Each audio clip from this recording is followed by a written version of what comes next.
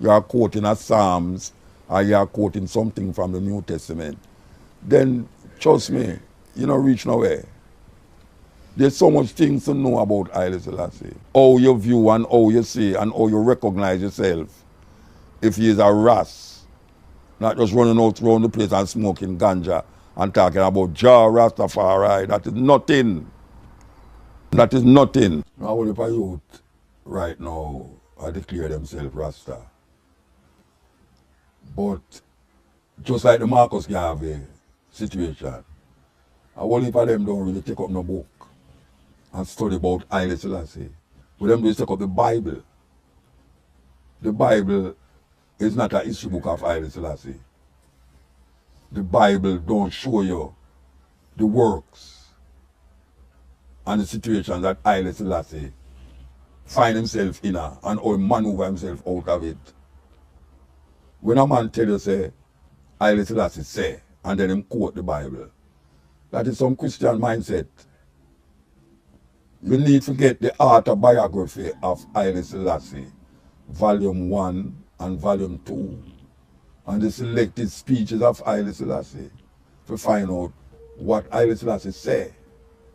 Because if you cannot quote something that Hile Slassie say, and every time you quote something that you claim Hile Slassie said, you are quoting a Psalms or you are quoting something from the New Testament, then trust me, you don't reach nowhere. There's so much things to know about Hile Slassie. Hile Slassie was born Tafari Makonnen, 1892 on the 23rd of July by a man named Ras Makonnen and Yeshima Bet Ali, his mother. Yeshima Bet Ali, not much is known about her because what happened, she died when he was about 2 years old. But him got through. The name Hile Slassie was given to him at birth. The name Tafari Makonnen was given to him by his parents. But as you know, when you're into a certain orthodoxy church, them give you a name coming from the church.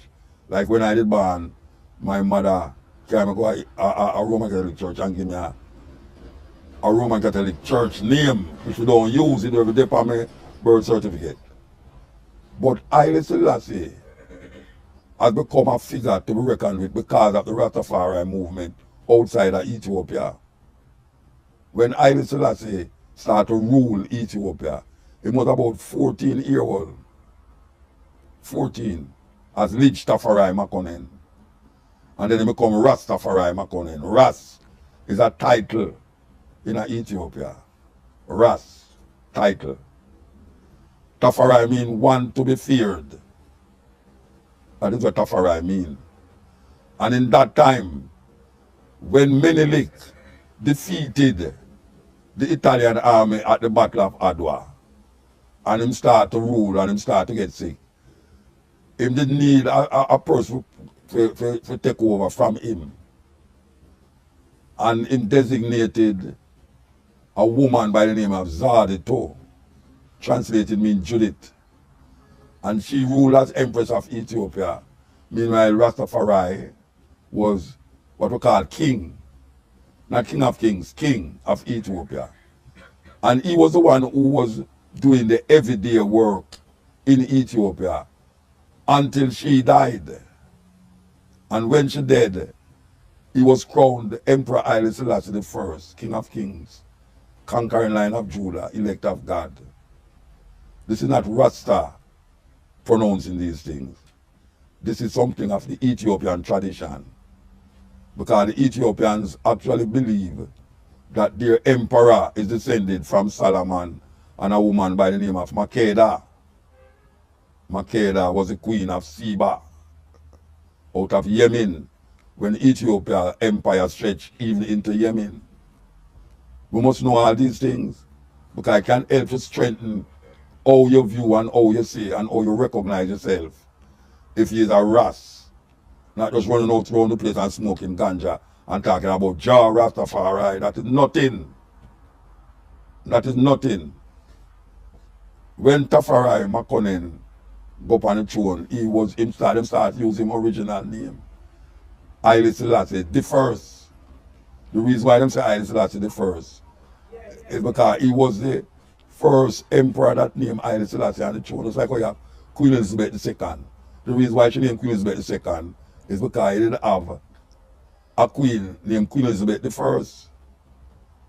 And when we look at the history of Ethiopia, and how Ethiopia fight against colonialism, against Italian invasion, and in 1935 when Hile Slassie went to the League of Nations to plead the cause of his people, when the Italians started second time invaded, him asked the League of Nations, which was now, when they call it United Nations now, what must I go back and tell my defenseless people?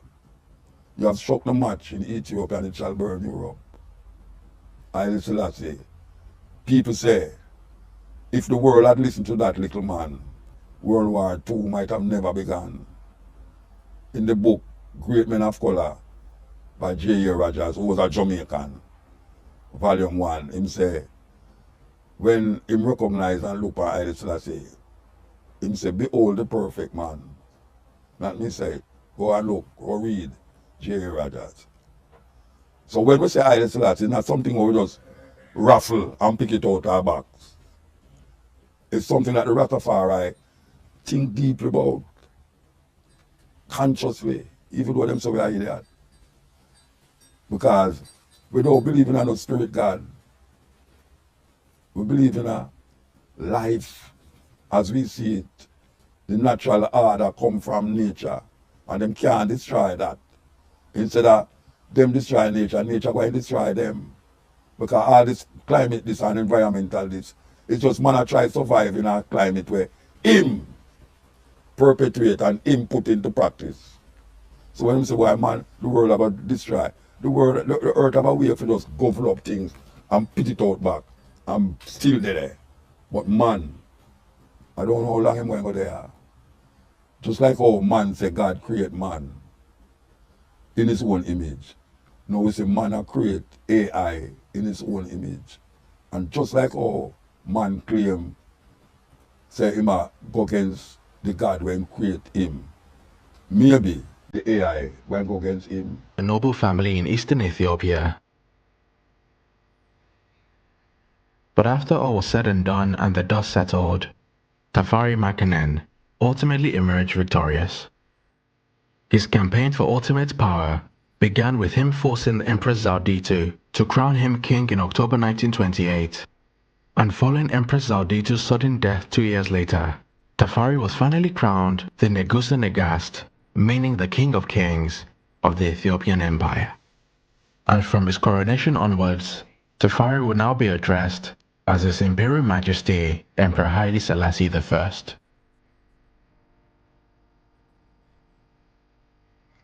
But unbeknown to the newly crowned emperor, news of his coronation would quickly see him become the central figure of a new religion birthed on a land far, far away from the boundaries of his kingdom.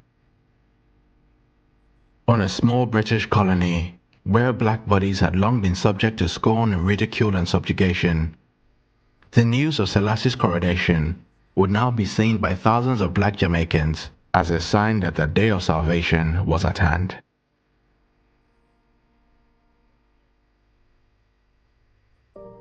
With the Bible in one hand, and in the other, a copy of the iconic June 1931 issue of National Geographic magazine, preachers of a new religion known as Rastafarianism began proclaiming a new gospel.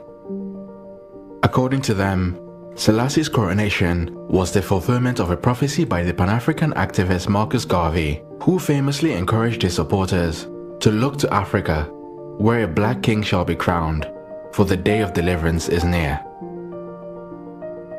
Despite facing strong resistance from the British colonial authorities, the new movement quickly began to grow under the leadership of his leading preacher, Leonard Howell. Defying the local authorities, Howell began proclaiming Haile Slassie as God in the flesh and urged his fellow black Jamaican violent invasion by the fascist Italian dictator Benito Mussolini.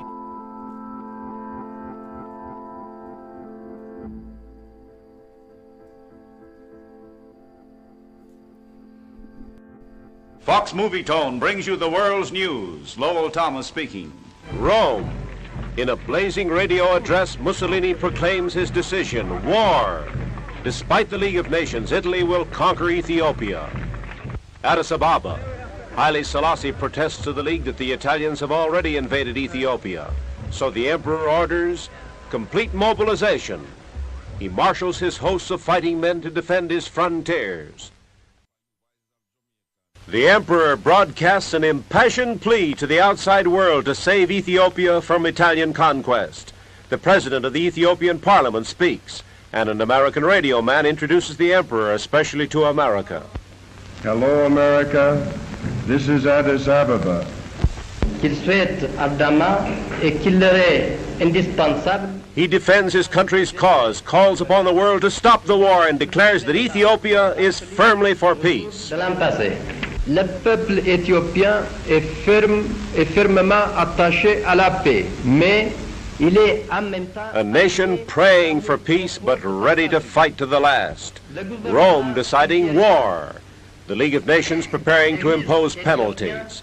The clash of arms, the thunders of battle seem more terrifying, as at the radio station of Addis Ababa, the Emperor Hile Slassie pleads for peace. Africa by one European power, and was now only being kept alive thanks to the goodwill of another.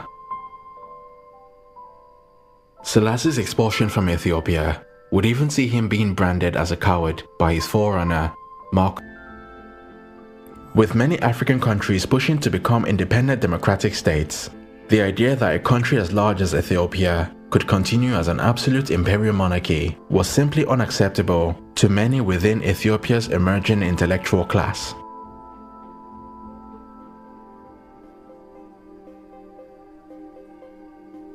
The first major political earthquake to hit the emperor's throne would arrive in 1960, when a conspiracy led by one of Selassie's regional governors and the commander of his imperial guard resulted in an attempt to overthrow Selassie and convert Ethiopia into a constitutional monarchy led by the crown prince.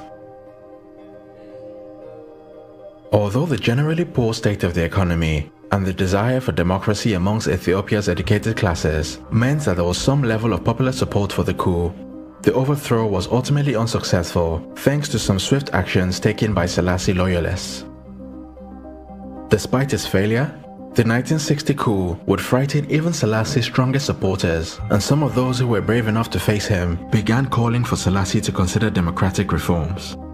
But whether by willful ignorance or genuine imperception, the emperor proved unable to see the writing on the wall, as his immediate response was to simply punish the coup plotters and move to consolidate his personal power even further. Adding fuel to the fire, the emperor soon made more domestic enemies when he entered into a violent conflict with Eritrean freedom fighters from across his northern border.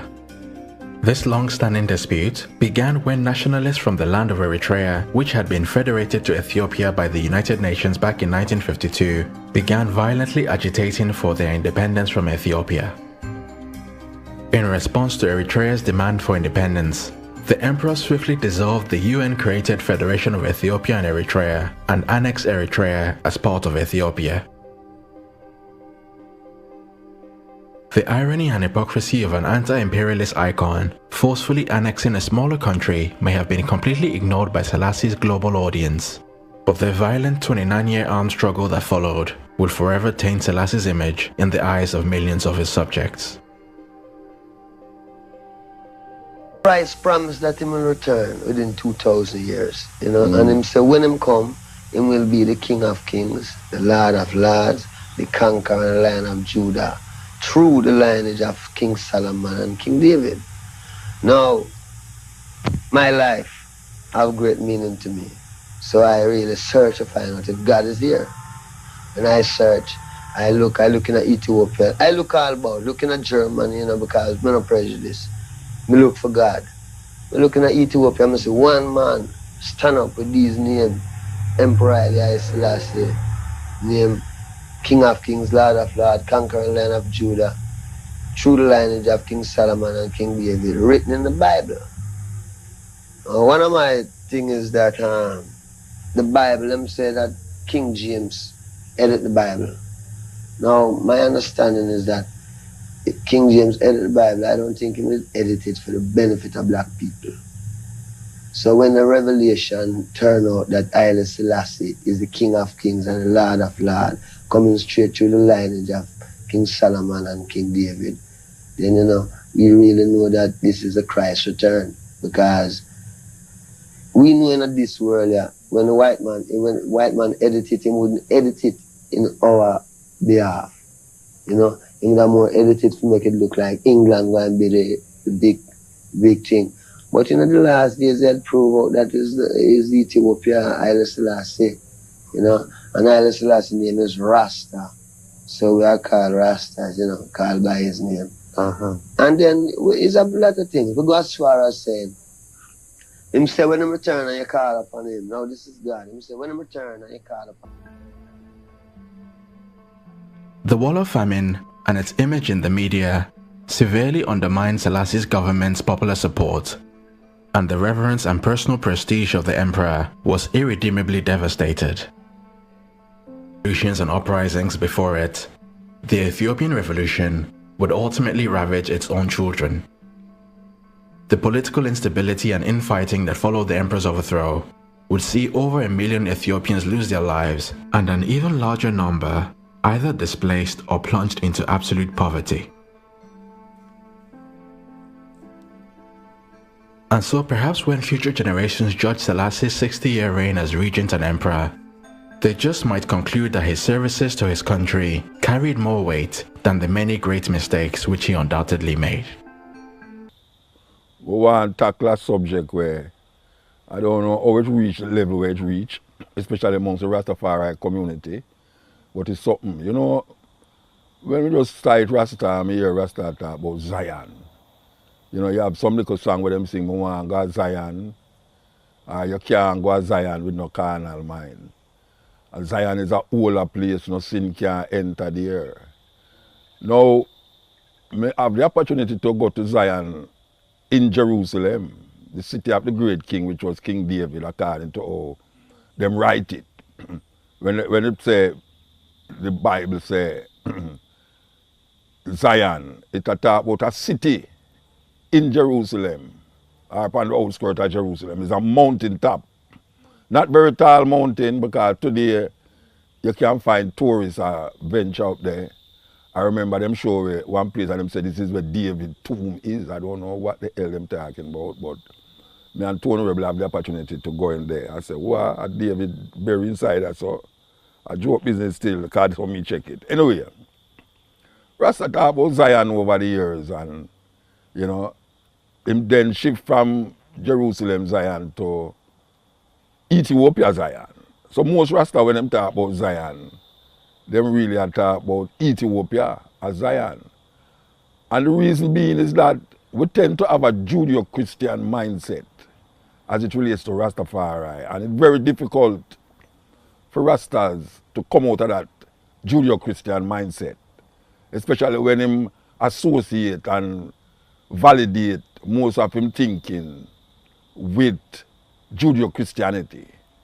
Now, I've recently can't remember one long time a whole heap of elder Rasta that them can't dead. Them not dead, and if you're dead, I show you're wicked. And yeah, them used to say that. For those of you who don't know that, them used to say, if you're wicked, if you're dead, I show you're wicked. And them not say that. Yet still, since we hear that, I are Rasta nearly 50 years now, over 50 years now, I see a whole heap of ones who used to say dead. And even Peter Tosh should have said him can't dead. I remember Peter Tosh said him can't dead till his wife started believing that she can't dead neither. And now we say him gone. No, why may I bring up that? Rasta must stop talking about when a Rasta dead him gone to Zion. It's foolishness. And it's the only way you say that is because you think in the heaven perspective where you start to claim say, instead of you say heaven, you say Zion. So you're a Rasta, you say Zion. Christians say heaven. You say, well, him gone to a better place. Oh, you know, say it's a better place. When a Rasta say, a Rasta dead and him gone to Zion. How come all of a sudden it's pure dead Rasta in a Zion? When I never did that see it that way there. I never did hear Rasta talk about it that way there. But recently I hear Rasta's dead and I say, boy, I give thanks, him gone to Zion, a better place. A madness. We get caught in the same Judeo-Christian mindset that we did move away from. We are move away from it and we come get caught in it now. We need to really evaluate these interpretations that we have and how Judeo-Christianity has played a part in pacifying thinking, pacifying consciousness and pacifying awareness. There is no better place in Zion. Zion right now, the physical manifestation is a tourist attraction. And if you talk about Zion now as a heavenly place, then you have to go really resort back to Bible and Christianity, and it's that we did say we are born out for a long time, Roman this and Roman that and all them things there. It's really a weird situation. I'm find more and more and more now when Rasta dead, Rasta man say them gone to Zion. Well, you know, them gone to a better place, them gone to Zion. That is what old people who are Christian used to say, not Rasta. Rasta never say Zion as a place of dead Rastas or Ethiopia.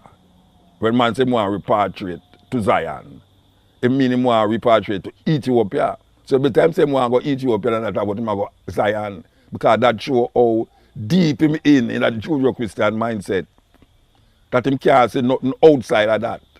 So him start to associate all of the things them that is real with the unreality of the things them that him believe. And it's really a belief system that caught a whole heap of Rasta over the years. Whole heap of belief system. You know, man say him can't dead, and as a matter of fact, him quote some things in the Bible. Quote some things in the Bible where I show you say, it's only the wicked dead. But I and I live forever. But when him say live forever, you know, him not talk about a spiritual awakening, a spiritual manifestation. Him talk about physical. Whole heap of Rasta believe that and still believe it. Still believe it. Say him can't dead. After him dead in the earth and see so much things are going around him. After him in the earth and see all this pollution and this wickedness and man, terrible things against man. Him sit down in the earth and say, all that are going to pass over him. No, sir. No, sir. This is ridiculous. We must stop saying it because it come like we turn wayward. Come like we turn wayward now. We must stop saying it. There is no dead place for Rastas named Zion. And if I go talk about dead place with Rastas in Zion, I better we just talk about heaven and done. Because not that we did that say in the beginning. You know, and if we start talk about heaven now, I better we just talk about Jesus. And we could talk about all of the things them that we say we are moved from. And start find this new cultural expression, this new revolutionary expression in the Rastafari. Give thanks.